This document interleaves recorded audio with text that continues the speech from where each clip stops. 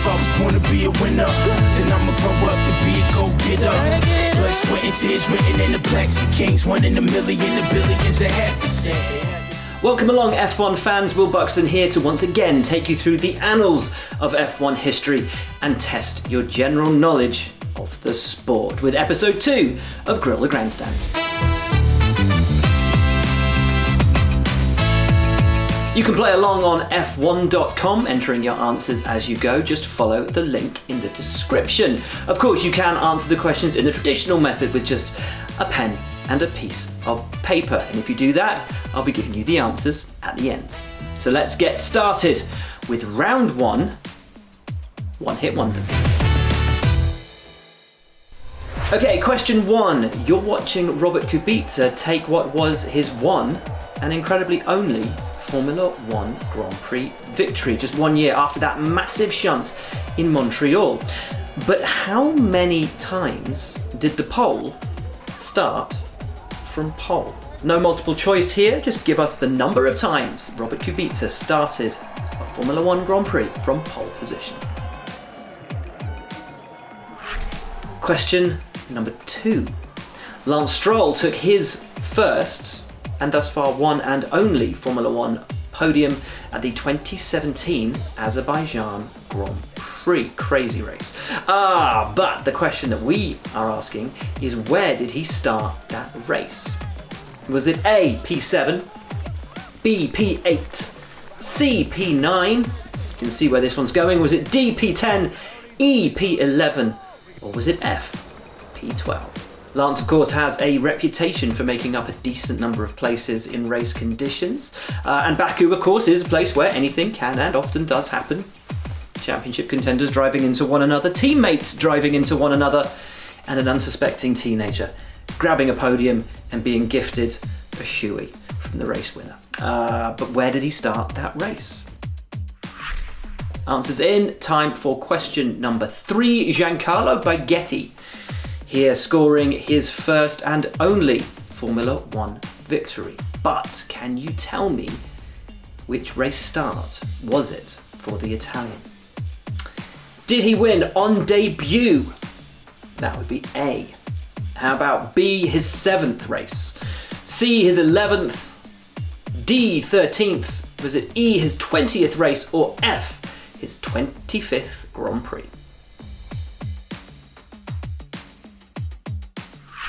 Question number 4 now. Another one-time winner, Jean Alesi. His only Formula 1 win came at the 1995 Canadian Grand Prix, but who finished second? Was it A, Gerhard Berger? Was it B, Damon Hill? C, Michael Schumacher? D, Olivier Panis? E, Eddie Irvine? Or F, Rubens Barrichello? The following year, Alesi switched places with Michael Schumacher to become a Benetton driver, and our next one-hit wonder won his only race for Benetton. It's Alessandro Nannini, who of course won the 1989 Japanese Grand Prix, that very famous race. But which position did he cross the line? Was it A, first? Was it B, second? Was it C, third? D, fourth? E, fifth? Or did he finish it upside down? I guess that's a position of sorts, isn't it? That was question 5, and a memorable race for a number of reasons, which may help you figure out where he finished the Grand Prix. Now though, on to question 6. Heikki Kovalainen's only Grand Prix victory came at which Grand Prix? Was it A, Japan in 2007? Was it B, France in 2008? C, Hungary in 2008? D, was it the European Grand Prix of 2008? Or was it E, the Italian Grand Prix of 2008? Or finally, was it F, the European Grand Prix of 2009? Of course, Heikki Kovalainen replaced Fernando Alonso as Lewis Hamilton's teammate at McLaren, and you can hear from the Finn explaining what those 2 years did to him and his psyche and his career in the Beyond the Grid podcast with Tom Clarkson. Okay, are your answers in for round 1? Excellent. We move on to round 2, Radio Gaga.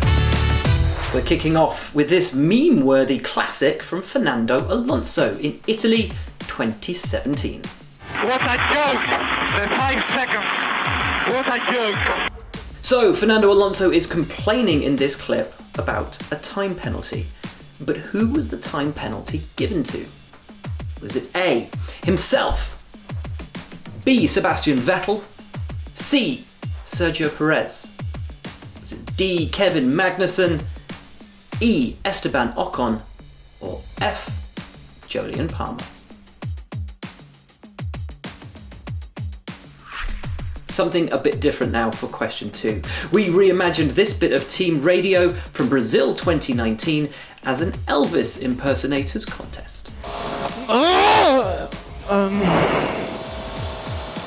On to the next one, I guess. What we want to know is, whose team radio was it? Was it A, Charles Leclerc, B, Max Verstappen, C, Pierre Gasly, D, Lando Norris, E, Alex Albon, or F, Danny Kvyat? Okay, let's go a little bit further back to the turn of the millennium. Can you tell me who is getting emotional in this team radio from 2000?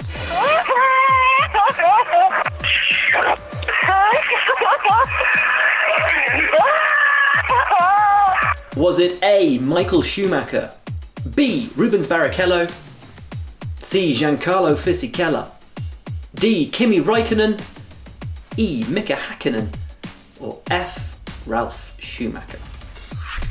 Okay, from tears of joy to tears of despair in our next bit of radio for question 4. No! No!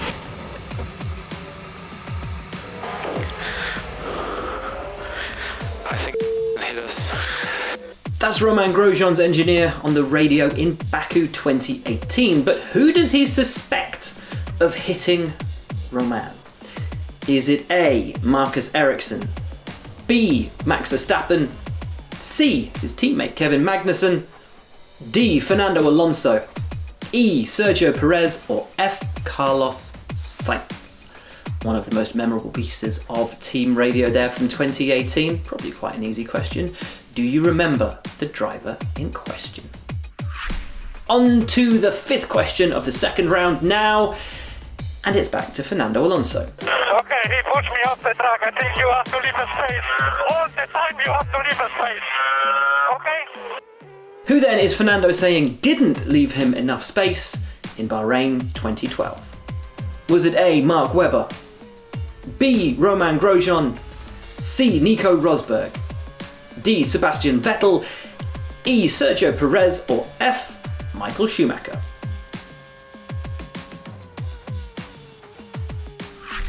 Two pieces of Alonso radio in one round, you lucky people. And we couldn't do a team radio round, of course, without the dulcet tones of Kimi Räikkönen. Steering wheel! The steering wheel, yeah. Tell us then, what was the missing word from this iconic piece of Kimi Räikkönen team radio? Just one single word, and we think it's so memorable, you won't need multiple choices. Okay, pens down, if you're using a pen. That's the end of round 2. Up next, first lap crashes. Okay, here's question 1. Which driver caused Sebastian Vettel to issue this expletive-laden radio message at the 2016 Russian Grand Prix? Somebody hit me in the rear, turn 2, and then somebody hit me in the rear again in turn 3. For sake.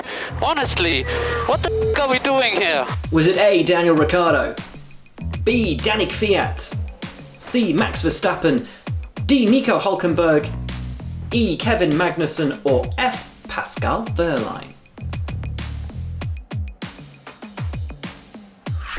Question number 2. Romain Grosjean kicked up this massive plume of smoke, spinning at turn 3 at the start of the 2018 Spanish Grand Prix.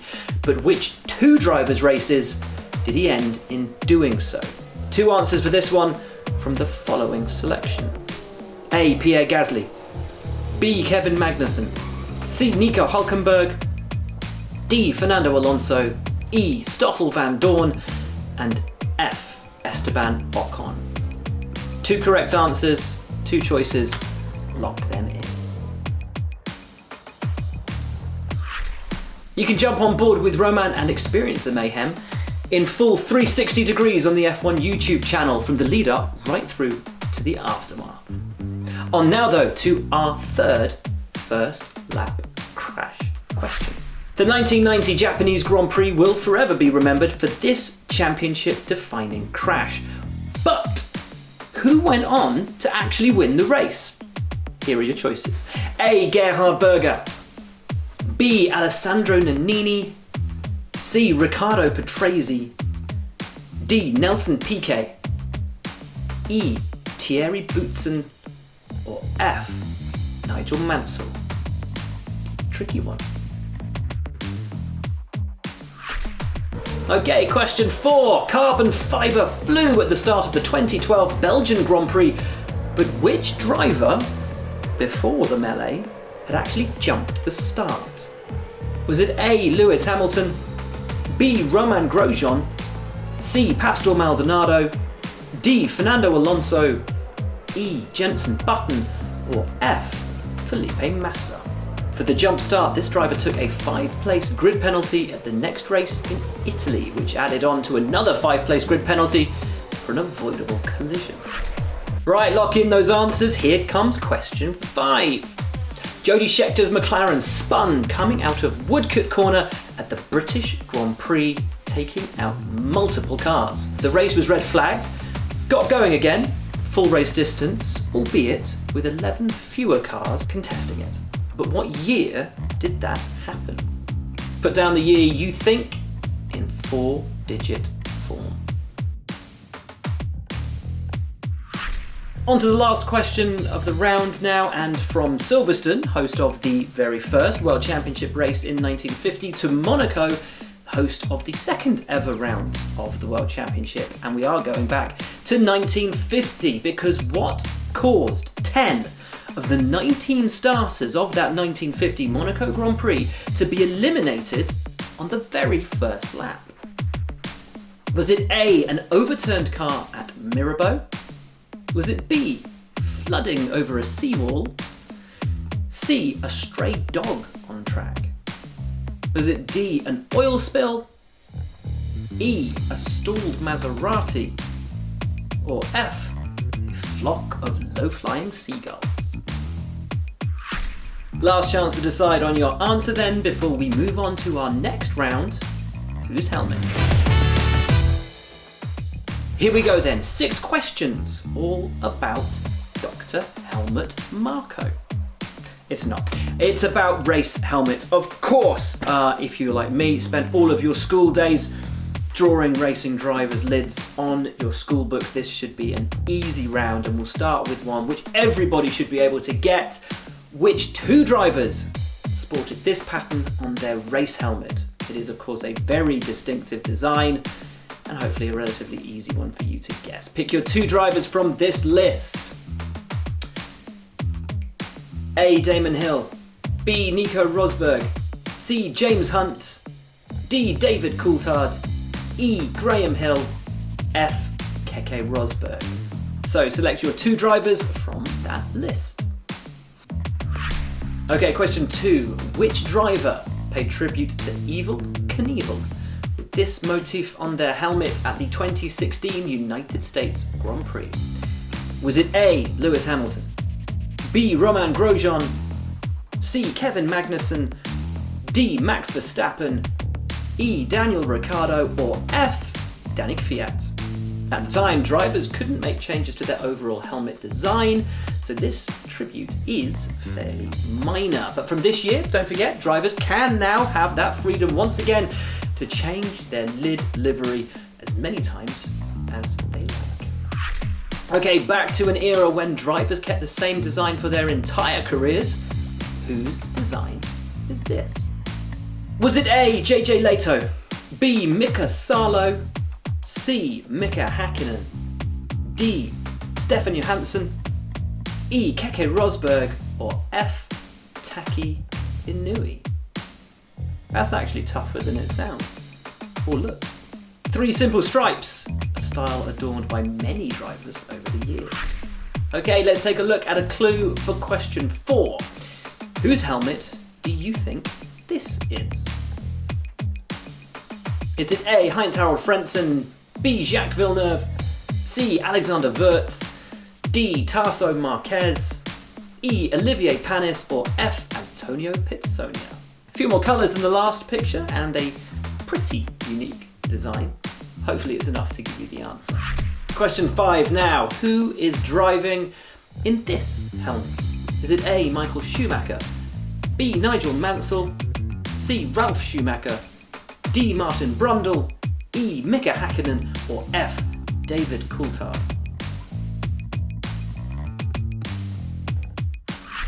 Okay, get your answers in.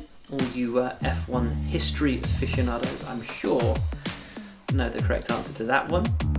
What about this one though? And it's from the last decade. Who sported this light up, sparkling helmet for the 2012 Singapore Grand Prix? Was it A, Sebastian Vettel, B, Fernando Alonso, C, Kimi Räikkönen, D, Lewis Hamilton, E, Daniel Ricciardo, or F, Jenson Button?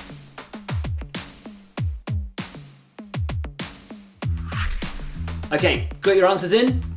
Excellent. 4 rounds done, 2 rounds to go. How are you finding it so far? Are you getting the answer straight off the bat or having to rely a little bit on multiple choice? Well, if you're not so certain about these ones, you might as well flip a coin. It's a 50-50 chance on each of these questions as we enter the round that we're calling higher or lower. Okay, this is a round for you statos out there. We're going to fire some statistics at you and all you've got to do is answer higher or lower. Which one of the choices is the correct answer? Here's question 1. Ayrton Senna had a higher or lower number of consecutive podiums than Alain Prost. So, Senna's run of consecutive podiums, were they higher or lower than the number achieved by Alain Prost? Consecutive podiums. Okay. Of course, his teammates, they won all but one race in 1988. But how many consecutive podiums did they achieve? Not necessarily as teammates, just over their career. Okay, question number 2. It's not an easy one. Was Nigel Mansell's debut racing number higher or lower than Emerson Fittipaldi's debut racing number? I don't even know who writes this stuff. Was Nigel Mansell's debut racing number higher or lower than Emerson Fittipaldi's? Honestly, I don't know. Let's get on to question 3. Did Fernando Alonso have a higher or lower number of career pole positions than Damon Hill? Fernando Alonso, pole positions, did he have more or less than Damon Hill? Both world champions, of course, came up against Michael Schumacher, but which one had more poles? Okay, on to question 4, and it's another really tough one. Gerhard Berger is the focus here. Is the amount of time between Gerhard Berger's first and last F1 win more or less than the amount of time between Riccardo Patrese' first and last wins in Formula 1? Both of them had really long careers in Formula 1. They won early in their careers, they won late in their careers. But was the amount of time between Berger's first and last more or less than Patrese' first or last? Ricciardo, of course, was a guest with Tom Clarkson on Beyond the Grid podcast this week. Maybe he told you in that. Maybe he gave the game away. 17 seasons he competed in Formula 1. Did he mention Gerhard though? Alright, on to question 5. Tell me, was Mark Webber's number of F1 wins higher or lower than compatriot Alan Jones? Mark Webber and Alan Jones. Which Aussie had the highest number of victories? Was Mark Webber's higher or lower than Alan Jones? Right, that's your final question for the penultimate round. Get your answers in. 50-50, flip a coin as we move on to the final round. And fittingly for the final round of this week's quiz, it's a bunch of questions all about final races. Question number 1. At which Formula 1 circuit did the great Ayrton Senna record his final victory in Formula One? Was it A, Adelaide, B, Suzuka, C, Monaco, D, Interlagos, E, Aida, or F, Estoril? This was win number 41 for Ayrton Senna. He was, at the time, the second most successful driver in the history of Formula One. His great rival Alain Prost having the most Grand Prix victories at the time, and who was also on the podium with him. On to question number 2. With which two drivers did Fernando Alonso perform celebratory donuts at his final Grand Prix in Abu Dhabi in 2018? Here are the options. Was it A, Lewis Hamilton and Max Verstappen? B, Lewis Hamilton and Sebastian Vettel? C, Sebastian Vettel and Kimi Räikkönen? D, Sebastian Vettel and Stoffel van Dorn? E, Sebastian Vettel and Daniel Ricciardo? Or F, Lewis Hamilton and Kimi Räikkönen? Fernando had his special farewell livery on his McLaren that weekend, but can you remember what the other cars looked like and, crucially, who was driving them? Right, on to question number 3. In what year was the, as yet, final Portuguese Grand Prix? Was it A, 1986, B, 1991, was it C, 1994, D, 1996, E, 1999, or F, 2002? There's been 16 F1 World Championship races held in Portugal, the majority held at the Estoril circuit, which is where the final race was held. Does that help? Okay, on to question number 4. Both of Michael Schumacher's final F1 races came at the same circuit, 2006 and 2012. But which circuit was it? Was it A, Interlagos, B, Abu Dhabi, C, Monza, D, Suzuka, E, Adelaide, or F, Shanghai? 2 farewell races, one as a Ferrari driver, one as a Mercedes driver. Moving from his final teams in Formula One, though, to his very first, Jordan. But can you remember what the last race was that Jordan competed in as Jordan, before its myriad of name changes that took it to now being Racing Point and will take it on to being Aston Martin? Was it the Chinese Grand Prix of 2005? Was it the Brazilian Grand Prix of 2005? The United States Grand Prix of 2006? The Japanese Grand Prix of 2004? The Brazilian Grand Prix of 2006? Or the Malaysian Grand Prix in 2004? The Jordans lined up P15 and P19 on the grid for their final race, the final result being P11 and a DNF. Okay, now on to our final question. So let's go back a little bit further. In which year did the old Nürburgring circuit, the Nordschleife, host the German Grand Prix for the final time? Was it A, 1974, B, 1976, C, 1978, D, 1980, E, 1982, or F, 1984? This then is the 22.8 kilometre monstrous circuit, which Jackie Stewart branded the Green Hell. What was the last year that it hosted the German Grand Prix? Okay, get those answers in. And while you're doing so, time for this week's bonus question. Once again, not for points, just for pride and a little bit of fun. We will give the answer to the bonus question at the start of next week's quiz. Name as many circuits as you can to have hosted 20 or more Grand Prix. For the avoidance of doubt, if a circuit has changed its name over time, but it's still the same place, that's the same. That's one circuit. You can have that. We count 19 in total to have hosted 20 or more Grand Prix. Get your thinking hats on. Don't cheat. Don't look it up. See how many you can draw out of the recesses of your mind. Now, if you had a go at the last bonus round, now's the time to see how you did. We asked how many Ford-powered constructors have scored podiums, and these are the teams you could have had. Remember, it wasn't Cosworth power, it was Ford power.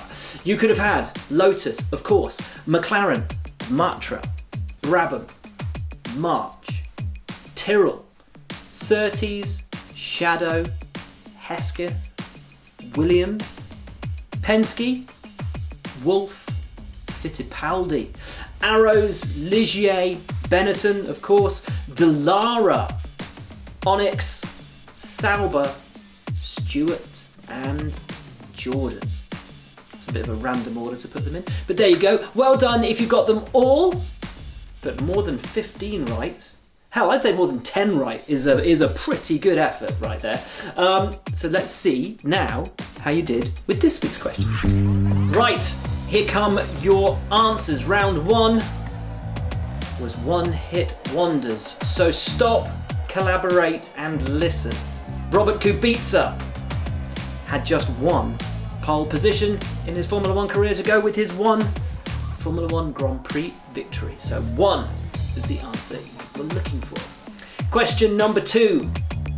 Lance Stroll's first and thus far only podium came after starting where? The answer was B, P8. Question number 3. Giancarlo Baghetti won on debut. The only driver ever to have done so. Lewis Hamilton, of course, came close, so too did Jacques Villeneuve. But Baghetti is the only one to have done so that is A. He won on debut. Rubens Barrichello was second to Jean Alesi in Canada in 1995. It was his highest finish at the time and only his second podium, so that was F. Rubens Barrichello. Now, everyone remembers, of course, what happened in the 1989 Japanese Grand Prix. Contact between Ayrton Senna and Alain Prost. Senna coming back onto the track and crossing the line in first place to win the race, but then having that win controversially stripped from him. Nannini won, but where did he finish on track? He finished second behind Senna. B was the correct answer. On to the next question, the final one for this round, question 6. Heikki Kovalainen's only Formula 1 win came, do you remember it? It came in Hungary in 2008. So that was answer C. Okay, Radio Gaga round 2 and question number 1. Quite incredibly, a piece of radio from Fernando Alonso during his tenure at McLaren that isn't complaining about the car. It is instead complaining about... What Palmer is doing? He needs to give me back the position. Cut the chicane. Palmer has a 5-second penalty. 5 seconds, it's a joke. A joke. Jolyon Palmer and what he saw as a very soft penalty given to the British driver. The answer was Jolyon Palmer. That was F. Question number 2. Who was the Elvis impersonator? The answer was E. Alex Albon, who of course was so close to that first Formula 1 podium before getting punted by Lewis Hamilton in Brazil, for which Hamilton then received a post-race penalty. Question number 3, the tears of joy. Famous tears of joy, and I think tears shared throughout the Formula 1 pit lane for one of the most loved characters in the sport, Rubens Barrichello, his first Formula 1 win way back in 2000. The answer was B, Rubens Barrichello, and a momentous, joyous day for the Ferrari driver. Question number 4, who hit Romain Grosjean? I'm sure everyone remembers, but let's check.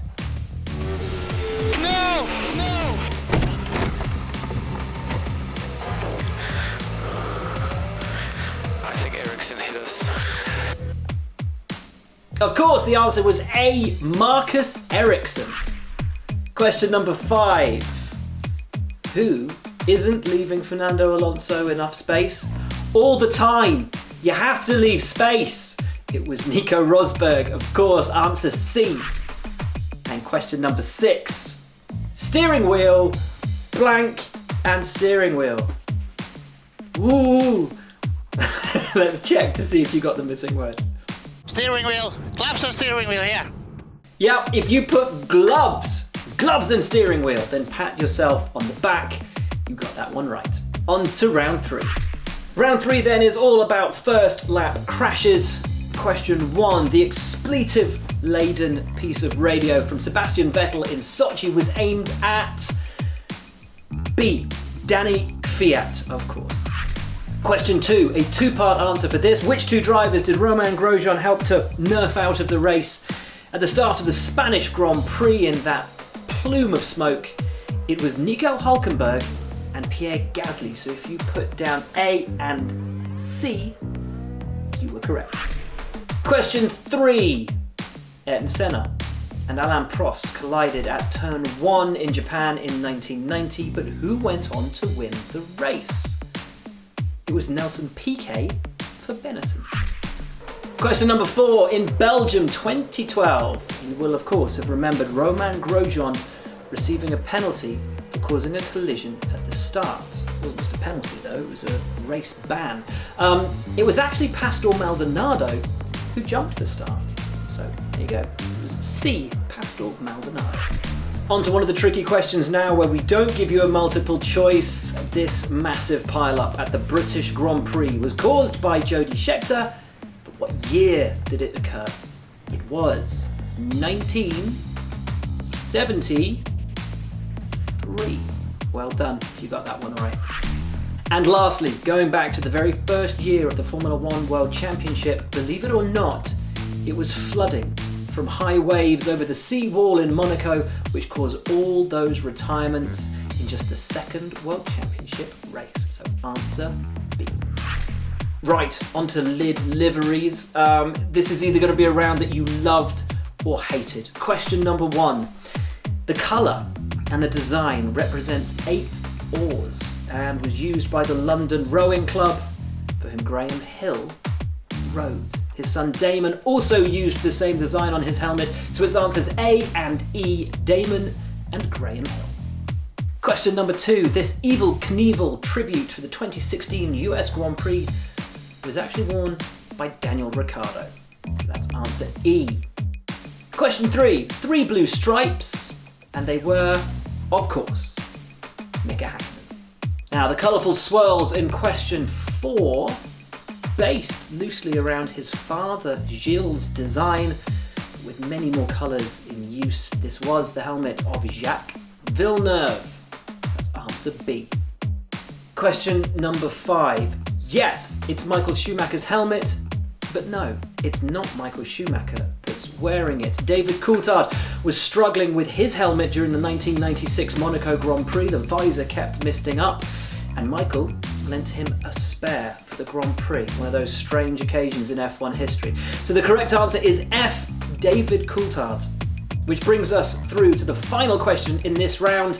Who had the light-up helmet? It is, of course, the king of the unique livery lid at each Grand Prix back in the day. Sebastian Vettel had that light-up helmet at the 2012 Singapore Grand Prix, and with the restrictions easing for 2020, one wonders how many different helmet designs we'll see from the German multiple world champion this year.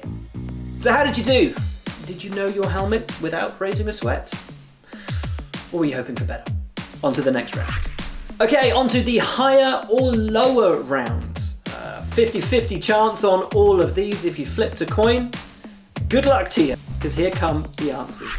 Ayrton Senna had a higher number of consecutive podiums than his great rival Alain Prost. He had 8 in 1988, while Prost was only 1 behind, scoring 7 consecutive podiums 3 times in his career, actually in 85, 88 and through the 88 to 89 seasons. So that is answer 1, higher. Question 2 and 1 for the glorious geeks out there. The racing number that Mansell used in his debut race, was it higher or lower than the number that Emerson Fittipaldi used in his debut race?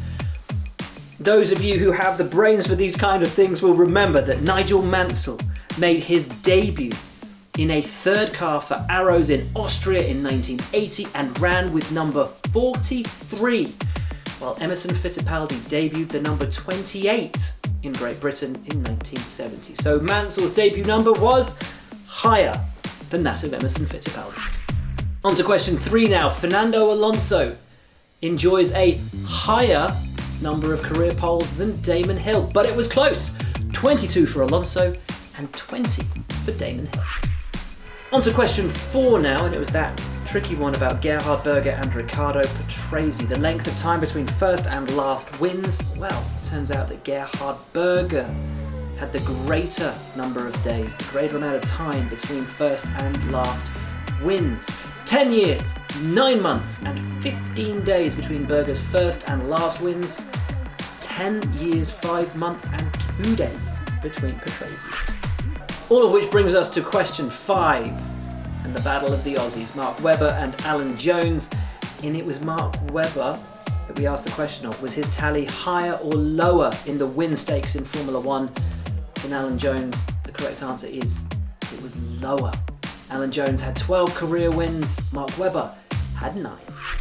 The final round now, and it's all about the final races. For question 1, we asked you, where did Ayrton Senna record his final win in Formula One? And the correct answer was A, Adelaide. You may remember the post-race party, the post-race concert. Tina Turner dragging Ayrton on stage to sing Simply the Best. Question number 2. Joining Fernando Alonso in those end-of-season celebratory donuts were B, Lewis Hamilton and Sebastian Vettel. Question 3 now. The final Portuguese Grand Prix was held in 1996. Both farewell races for Michael Schumacher occurred where? You may remember in the first instance, he was given a trophy by Pele. Kimi Räikkönen missed it though, he was otherwise indisposed. The answer is A, Interlagos.